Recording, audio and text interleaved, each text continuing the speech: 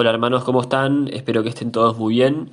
Vamos a comenzar la alabanza del día de hoy leyendo un versículo en Filipenses 2, de 9 al 11, que dice, por lo cual Dios le exaltó y le otorgó el nombre que está sobre todo nombre, para que al nombre de Jesús toda rodilla se doble en los cielos, en la tierra y en los abismos, y toda lengua confiese que Cristo Jesús es Señor para gloria de Dios Padre. Dijiste el verbo en el principio, unigénito de Dios, el misterio de tu gloria, revelado en tu amor. Cuán hermoso su nombre es, cuán hermoso su nombre es, el nombre de Jesús y Rey. Cuán hermoso su nombre es, nada se iguala a él. Cuán hermoso su nombre es, no hay otro nombre. Hasta el cielo por salvarme, me viniste a rescatar. Mi transgresión tú perdonaste, nada nos separará. Majestuoso su nombre, majestuoso su nombre es, el nombre de Jesús y Rey. Majestuoso su nombre es, nada se iguala a él. Majestuoso su nombre, no hay otro nombre. Majestuoso su nombre, no hay otro nombre.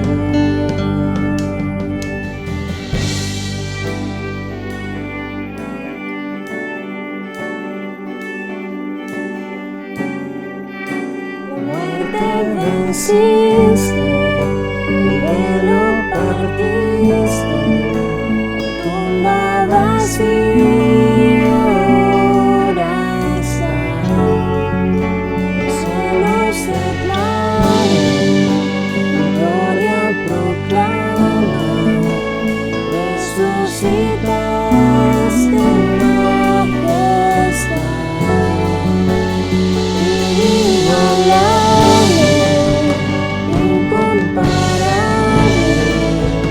hoy y por siempre reinará.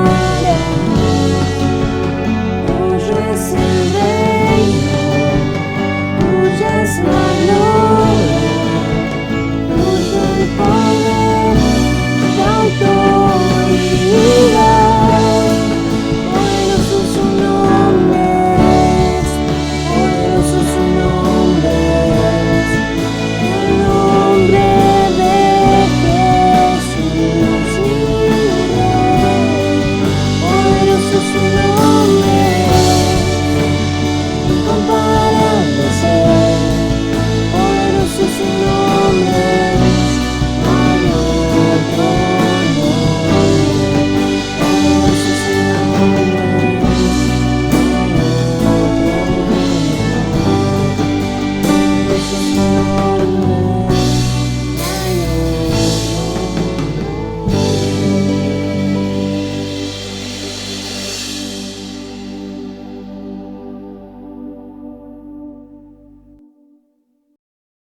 Muy bien, este segundo coro que vamos a cantar expresa el amor de Dios que nos ama tal como somos. Dice la Biblia en Romanos 5:8, mas Dios muestra su amor para con nosotros en que siendo aún pecadores, Cristo murió por nosotros. Cantemos tal como soy.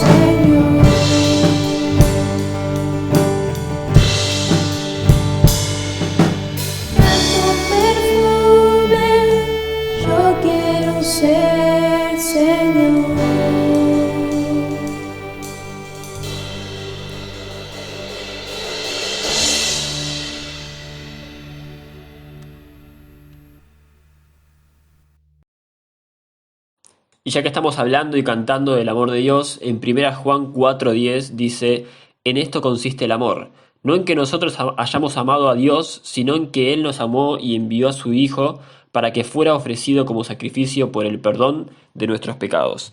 Así que vamos a cantar un poco más del amor de Dios, vamos a escuchar y por sobre todo celebremos que fuimos salvos, celebremos del amor de Dios que gracias justamente a ese amor que tiene por nosotros, envió a su Hijo a morir por nosotros para que seamos salvos y vivamos juntamente con Él en la eternidad.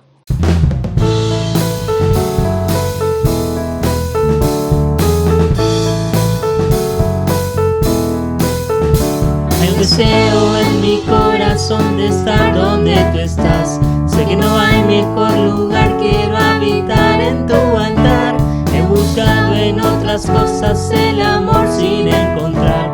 Me doy cuenta que tu amor mi vida llenará.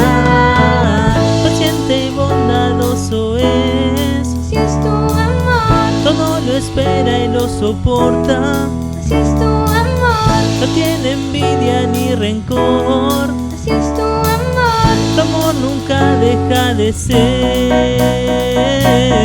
Así es tu amor, me cuidas, me amas, me cubres, me abrazas.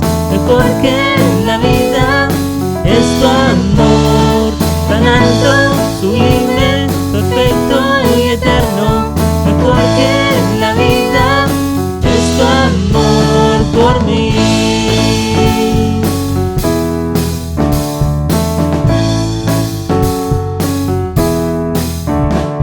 Deseo en mi corazón de estar donde tú estás. Sé que no hay mejor lugar, quiero habitar en tu altar. He buscado en otras cosas el amor sin encontrar. Me doy cuenta que tu amor mi vida llenará. Paciente y bondadoso es, así es tu amor, todo lo espera y lo soporta. así es tu amor, No tiene envidia ni rencor. así es tu amor, Tu amor nunca deja de ser. Así es tu amor, me cuidas, me amas, me cubres, me abrazas. Mejor que en la vida es tu amor, tan alto, sublime, perfecto y eterno. Mejor que en la vida es tu amor por mí. Por mí.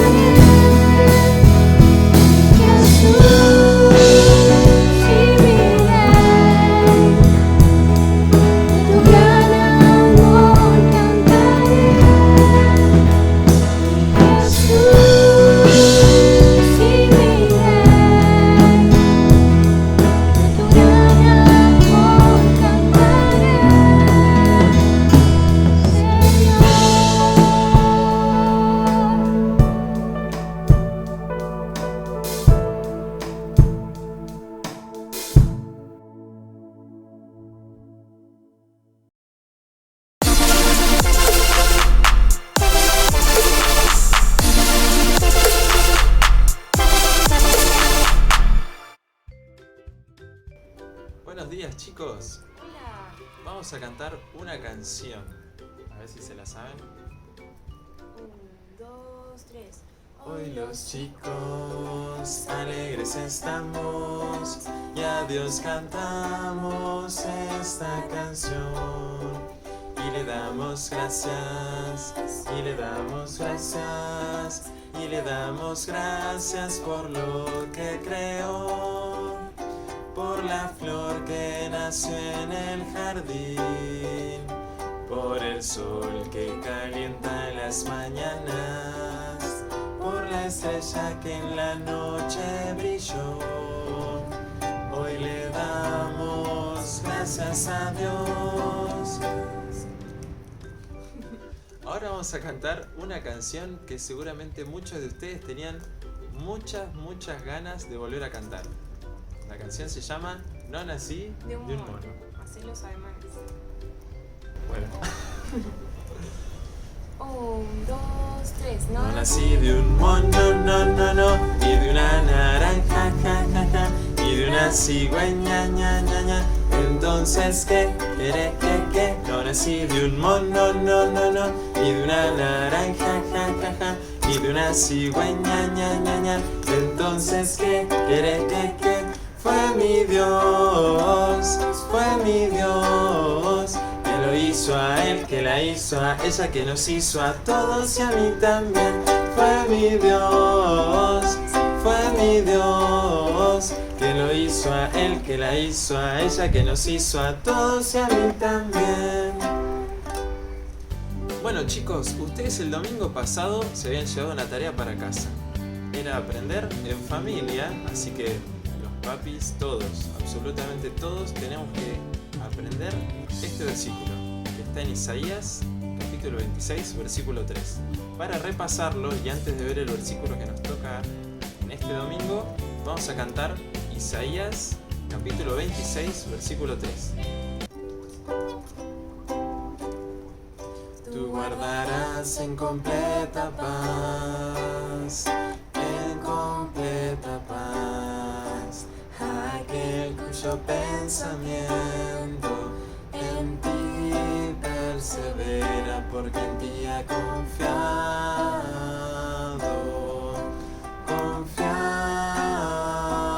De vuelta. Tú guardarás en completa paz, aquel cuyo pensamiento en ti persevera, porque en ti ha confiado.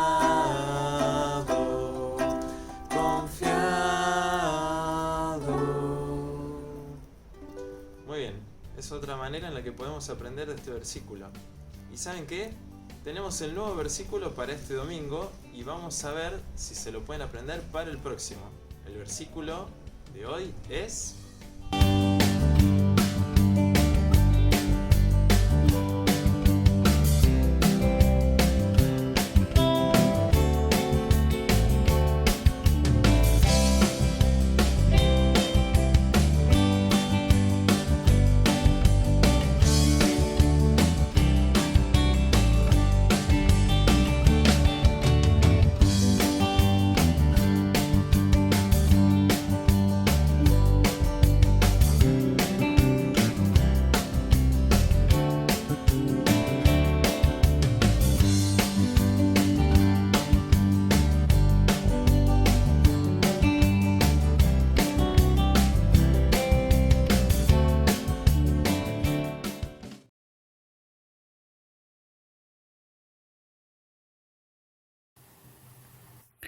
Buenos días, hermanos.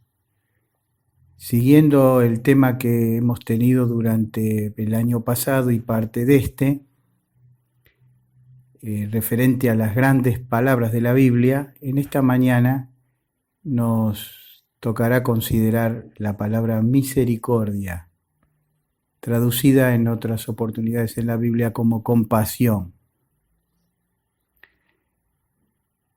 Pero nos vamos a detener en una palabra que usó el Señor solamente en los evangelios sinópticos, siempre usado con referencia a su persona o actitudes de su persona, y en 3 oportunidades como ejemplos. Esta palabra que el Señor utilizó es una palabra que procede de una palabra griega que se denomina splagma, y tiene que ver con la parte, las vísceras internas del cuerpo. Para los griegos, los órganos del cuerpo que constituyen las vísceras serían el riñón, los intestinos, el pulmón, el corazón, toda la parte interna del torso de la persona. Decían que estaba el asiento de las emociones y las pasiones, especialmente de la ira, la ansiedad, también el miedo, incluso el amor. En la Biblia, en el Nuevo Testamento, esta es la palabra griega que expresa con mayor fuerza la idea de compasión y de misericordia. Por ejemplo, los usos de esta palabra. En las parábolas se utiliza respecto a cuando el Señor tuvo compasión del siervo que no podía pagarle. En Mateo 18:33. Hace una pregunta allí, aquel que fue misericordioso con su siervo, pero a la vez el siervo cuando le tocó ser misericordioso no lo fue. Cuando el amo se enteró, o la persona que lo había perdonado su deuda, se enteró que él no había correspondido a su misericordia, se enojó mucho y lo mandó a la cárcel. Dice, si yo te perdoné 10.000, vos no fuiste capaz de perdonar 100. ¿Por qué? Si yo te perdoné mucho más. Es también un llamado de atención para los creyentes, ¿no es cierto? Tanto nos perdonó el Señor, debemos perdonar también. Hace una pregunta, ¿no deberías tú también tener misericordia con tu consiervo como yo tuve misericordia de ti? La otra vez que se usa esta palabra es en la historia del hijo pródigo, en Lucas capítulo 15. Dice, y levantándose vino a su padre, y cuando aún estaba lejos, lo vio su padre y fue movido a misericordia. Y corrió y se echó sobre su cuello y le besó. Esta palabra se recalca este concepto del sentido de esta palabra. Ser movido en las entrañas de uno, podríamos decir. Por eso dice, fue movido a misericordia. Fue movido en las entrañas. ¿Qué historia la del hijo pródigo? ¿Por qué fue posible que ese chico, ese hijo indisciplinado, desobediente, arrogante, que se fue de la casa con todas las úrsulas y volvió abatido, destruido? ¿Qué fue lo que movió a su padre a recibirle? Su misericordia.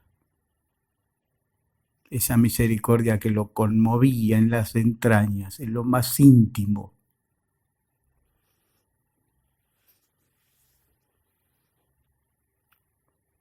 Otro ejemplo impactante de la Biblia, la compasión que movió al samaritano. Lucas capítulo 10. Dice, pero un samaritano que iba de camino vino cerca de él y viéndole, fue movido a misericordia. Otra vez el mismo concepto. Se conmovieron sus entrañas cuando vio la situación de este pobre hombre que había sido maltratado de tal manera que estaba casi muerto. O sea que vemos en el uso de esta palabra el énfasis que el Señor pone sobre el sentimiento que lleva a esta actitud.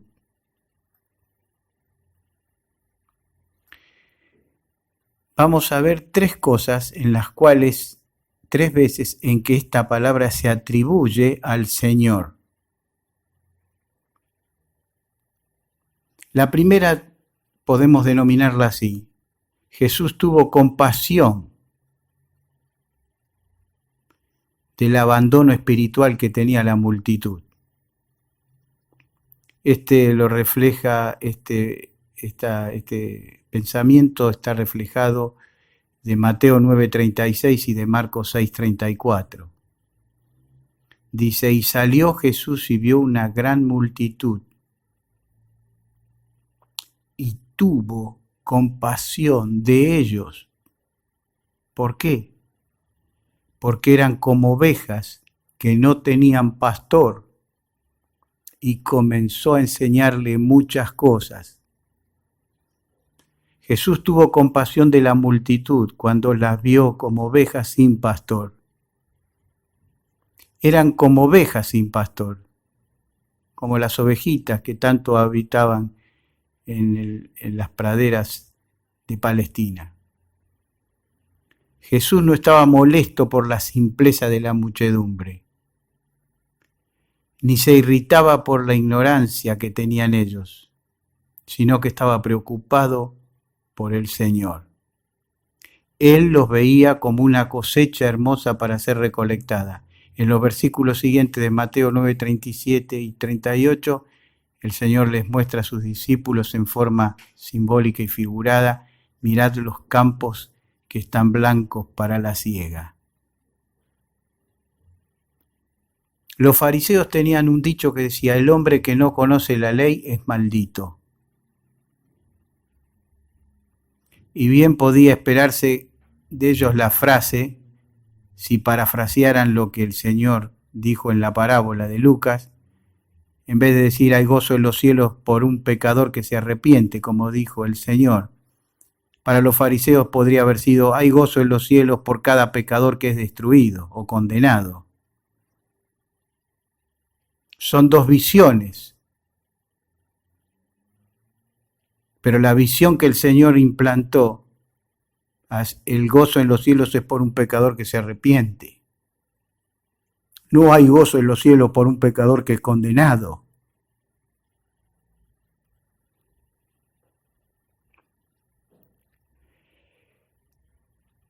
Él no veía al hombre como un reo para ser condenado.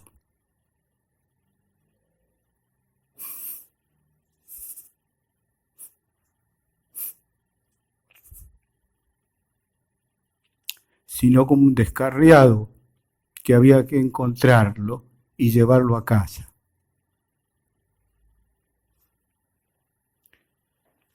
No veía a los hombres como hojarasca para quemar, sino como mies presta para ser cegada por Dios.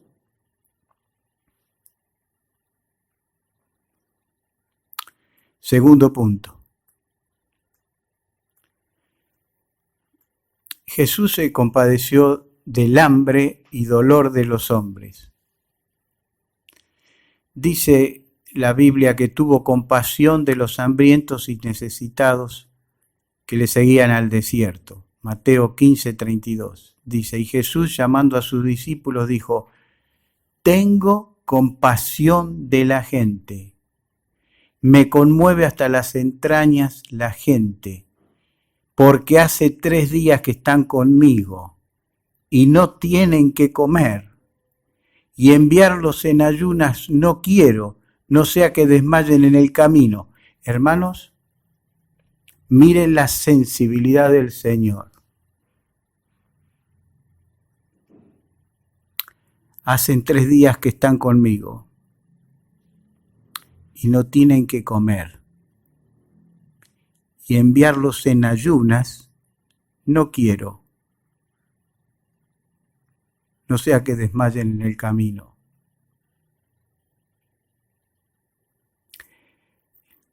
Qué maravilloso ejemplo de coherencia con el pensamiento anterior. El pensamiento anterior decía de un pastor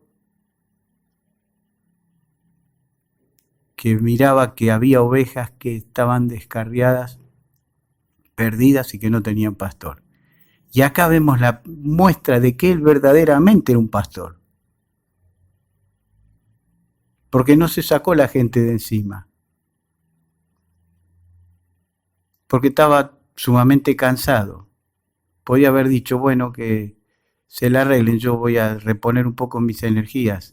El Señor nunca pensaba en sí mismo antes que los demás. Jesús nunca consideró a las personas un engorro o un fastidio, sino que siempre que necesitaban su ayuda Él estaba. Eusebio, en su libro Historia Eclesiástica, escribe del Señor Jesucristo una aplicación de una cita del fundador de la medicina griega, que se llamaba Hipócrates. Y la frase es esta: era como el excelente médico que para curar la enfermedad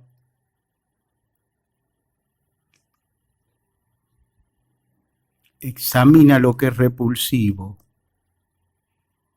palpa las llagas y siente en sí el dolor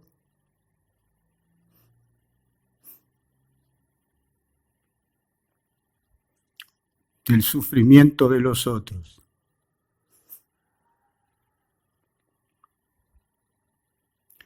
El Señor Jesucristo nunca consideraba con indiferencia al que sufría y por lo tanto tampoco le daba asco y disgusto, sino que la piedad, la misericordia y el compadecerse de los demás resultaba en ayuda concreta a los demás. Por eso el Señor se preocupó por aquellos que tenían necesidad. Tercero, Jesús tuvo compasión de la aflicción de los hombres. Tuvo misericordia del leproso. Aquí se aplica nuevamente esta palabra, Marcos 1:41. Jesús, teniendo misericordia de él, extendió la mano y le tocó y le dijo, quiero ser limpio. Mejor dicho, dándole énfasis a las palabras, quiero ser limpio. Como había sido la historia. Los narran con distintas características los 13 evangelios sinópticos, pero el que deja esta expresión o esta palabra es Marcos. Jesús, teniendo misericordia de él, conmoviéndose, le extendió la mano y le tocó. ¿Qué le había dicho este leproso? Si quieres, puedes limpiarme. Qué maravillosa expresión que reconocía la soberanía de Dios. A veces pareciera que le estamos dando órdenes al Señor, en vez de reconocer su soberanía.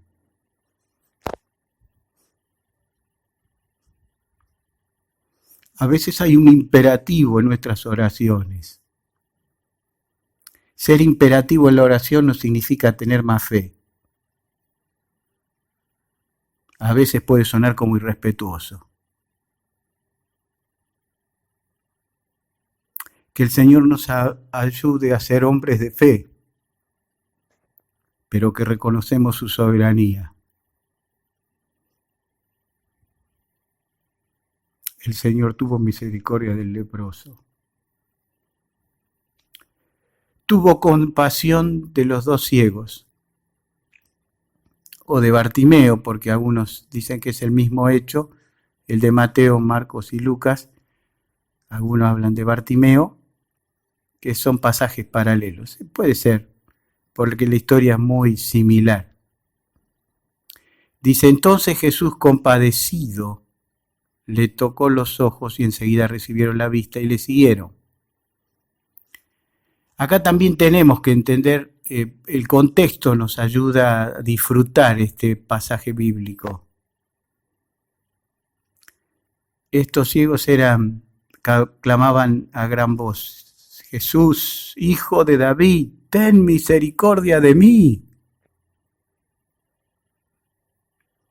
Y los que rodeaban al Señor dicen, no moleste, por favor, déjelo. La necesidad puede escapar a nosotros, pero no escapa al Señor. Entonces Jesús, compadecido, le tocó los ojos y recibieron la vista. El tercer pasaje que habla de la acción del Señor con su compasión ante la aflicción de los hombres es la viuda de Naín. El Señor estaba llegando a la ciudad y ve salir el cortejo fúnebre. Estaba la viuda que llevaba a enterrar, no a su esposo, que ya no estaba con ella, era viuda, sino su hijo, su único hijo.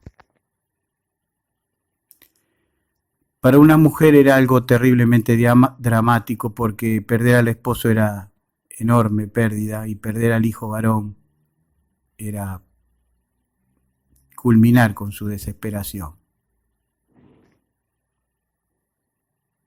El Señor vio el dolor de esta mujer.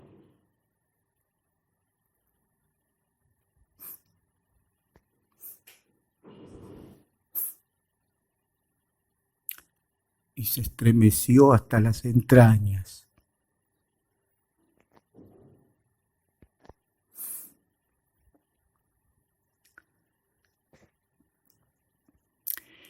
Había un problema en los griegos y era el siguiente.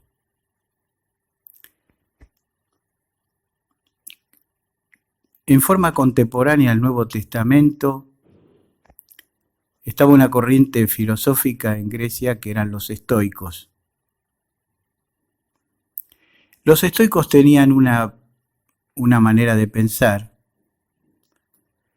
que decían que Dios tenía apatheia, de donde podemos deducir que se puede derivar la palabra apatía. Ahora, cuando ellos hablaban de apatheia, no querían dar a entender lo que nosotros entendemos, dejadez, falta de energía, falta de vigor, apatía, sino que ellos entendían por apatheia la ausencia de las inquietudes, la ausencia de inquietudes, impasividad, ignorar, frialdad. ¿Cuál era el pensamiento de ellos? Decían que si Dios sintiera tristeza o alegría de algo que sucediese al hombre, esto significaría que el hombre tiene el poder de afectar a Dios. Pero como es imposible que alguien tenga poder sobre Dios de esta manera, por lo tanto, Dios no puede tener emociones. Por eso era rechazado el Evangelio por los griegos, entre otras cosas, pero veían a Dios como un ser que tenía un grado de finitud, que el hombre lo podía afectar, y para ellos el hombre no podía afectar a Dios. Los griegos creían que un Dios no podía ser emotivo. No concebían que el ser divino pudiera ser movido a compasión. Platón decía, tenía una frase que decía, el hombre y Dios nunca pueden encontrarse. Y Plutarco veía como imposible para Dios estar afectado, decía, o implicado, mejor dicho, en los asuntos humanos. Por eso siempre las idolatrías de aquel tiempo tenían la muestra de un Dios implacable, inflexible, alejado del hombre, en su limbo, y les costaba entender que hubiese un hombre que se hubiese hecho un Dios, que se hubiese hecho hombre, que tuviese sentimientos humanos, que se compadeciese, que sintiera el dolor y el sufrimiento. Para Plutarco, que Dios pudiera ser movido a compasión era una idea increíble. Y de ahí se deducían algunas cosas. Los estoicos pensaban que el hombre debía preocupar hacerse como Dios y no tener preocupación alguna ni cuidado.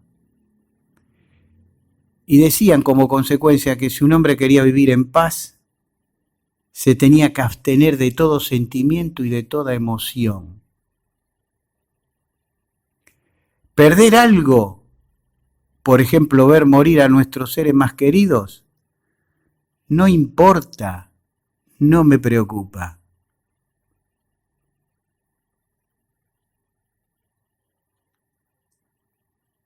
Un poco de esto hay en nuestra sociedad, desde las cosas más simples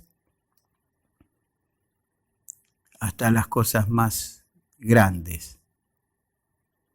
En medio de la pandemia vemos actos de grandeza y vemos actos de extrema miseria.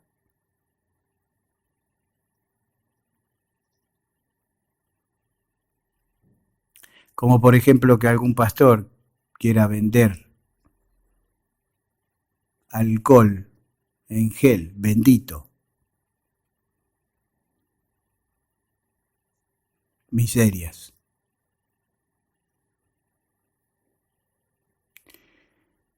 No me importa, no me preocupa. Pero a Dios sí.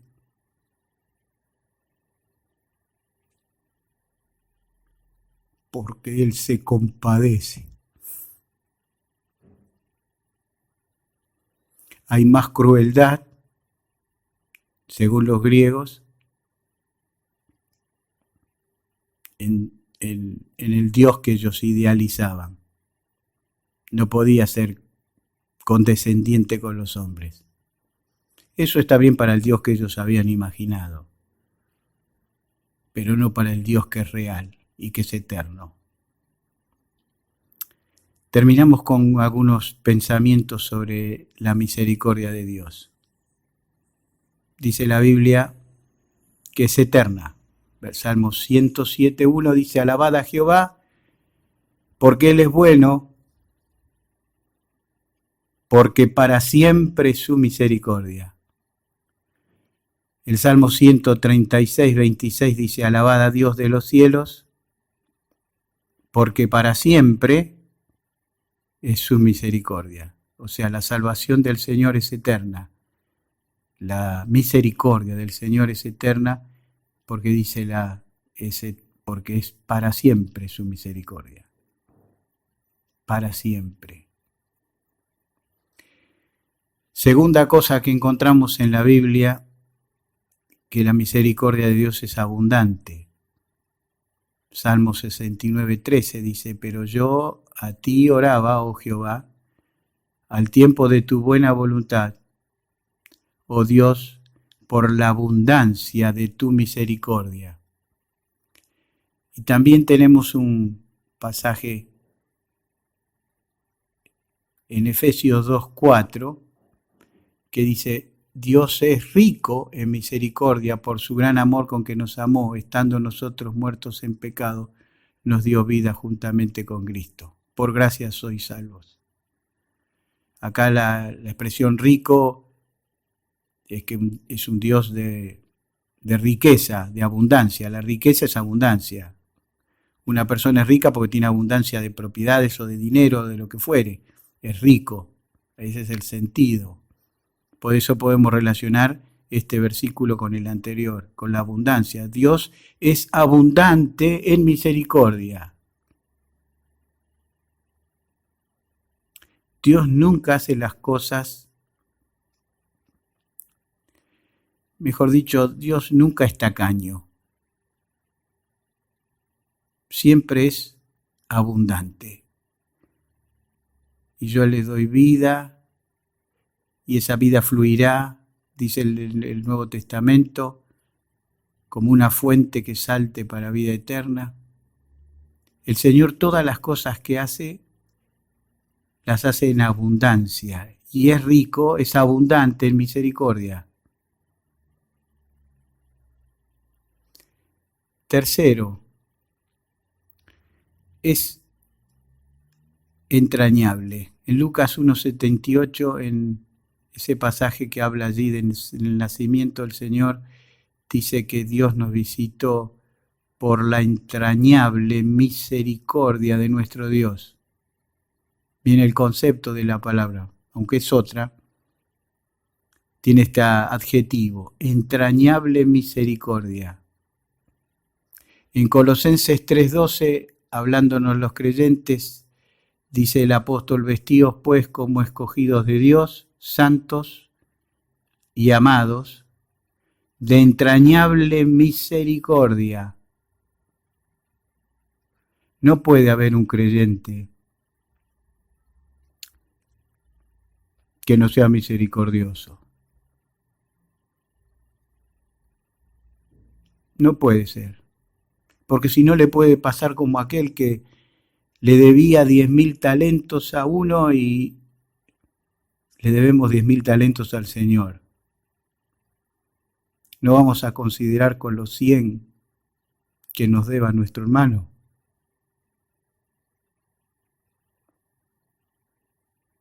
El Señor quiere que seamos como Él es.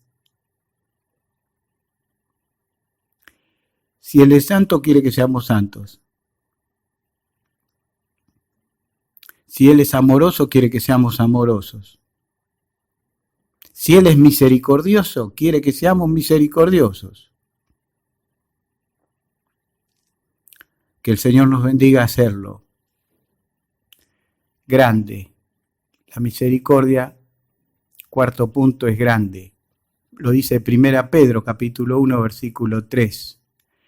Bendito el Dios y Padre nuestro Señor Jesucristo, que según su grande misericordia nos hizo renacer para una esperanza viva por la resurrección de Jesucristo de los muertos. Qué maravilloso. Tenemos una gran misericordia dispuesta, accesible, que genera, nos hizo esa misericordia derramada por Dios, nos hizo renacer en una esperanza viva, ha generado en nosotros el renacimiento a una esperanza viva por la resurrección de Jesucristo de los muertos. Por último, dice que esta misericordia es preciosa. Lo dice el Salmo 36:7. Cuán preciosa, oh Dios, es tu misericordia. Dice, por eso los hijos de los hombres se amparan bajo la sombra de tus alas.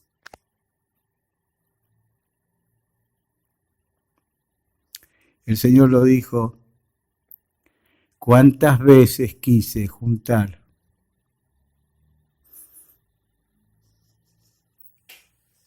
como la gallina junta a los polluelos debajo de sus alas.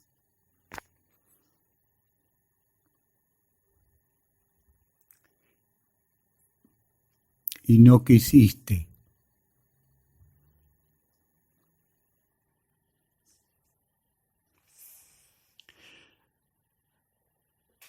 ¿Hay en esta mañana alguien que sea reacio, indiferente a ser cobijado bajo sus alas?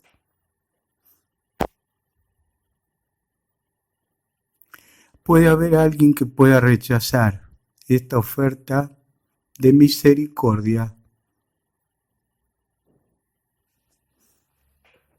de parte de Dios.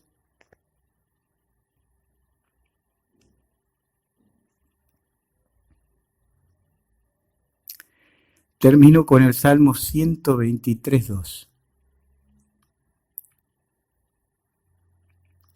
Es un salmo, pero narra en pocos versículos una imagen maravillosa.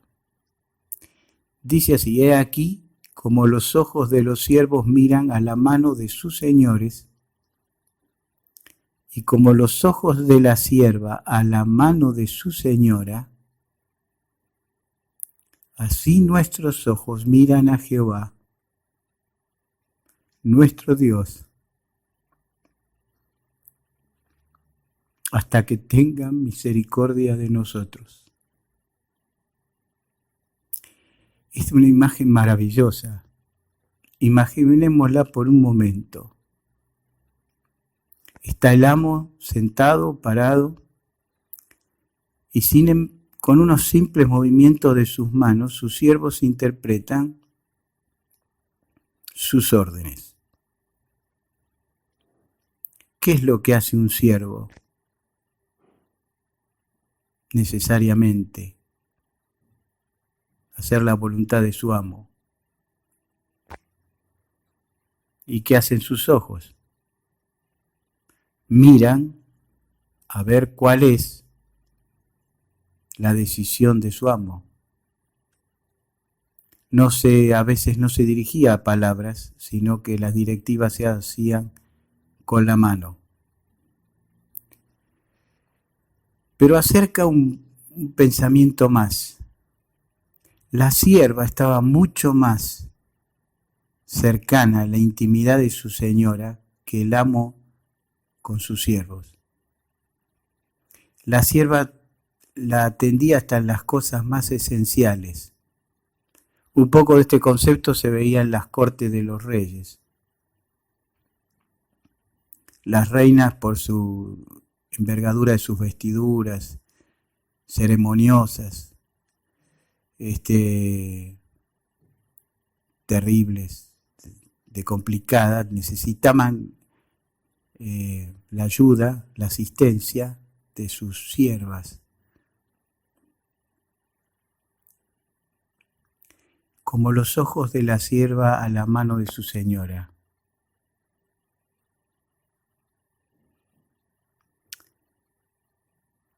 ¿Sabe lo que significaba? Ese movimiento de sus manos significaba aprobación o condena a veces. Y la condena estaba llena de temores porque no se sabía el alcance del castigo.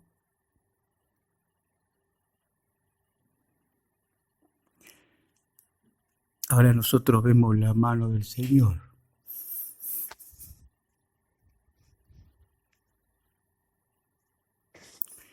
No temiendo el castigo.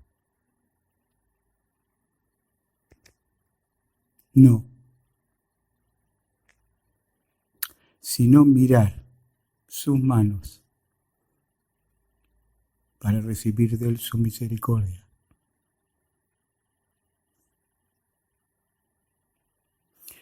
Esas manos que un día fueron crucificadas en la cruz.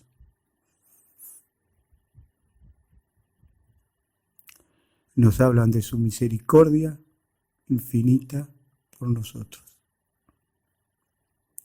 Amén.